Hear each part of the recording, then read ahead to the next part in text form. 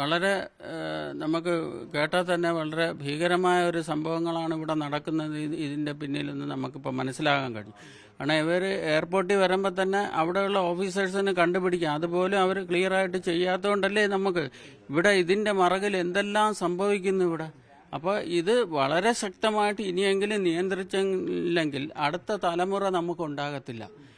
അപ്പോൾ ഇതിനെ ഇനിയെങ്കിലും വളരെ സീരിയസ് ആയിട്ട് കണ്ട് ഇതിനെ നിയന്ത്രിക്കണം. പിന്നെ ഹോം സ്റ്റേയുടെ കാര്യങ്ങൾ, ഞങ്ങളൊക്കെ റിസോർട്ട് കാര്യങ്ങളൊക്കെ ടാക്സ് കൊടുത്ത് ഇതെല്ലാം ചെയ്തുകൊണ്ടിരിക്കുന്നത്.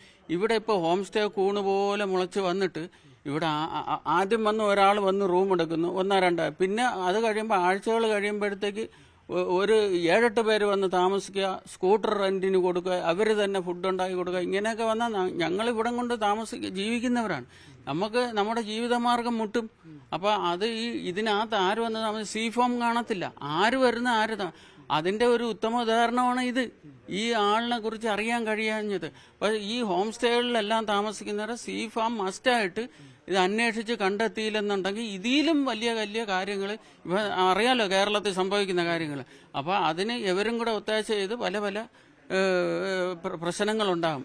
അപ്പോൾ അതിന് എല്ലാ ഭാഗത്തു നിന്നുള്ള അടയ്ക്കേണ്ടത് അടച്ച് തന്നെ മുന്നോട്ട് പോയില്ലെങ്കിൽ വർക്കലയുടെ കാര്യം കഷ്ടത്തിലാണ്.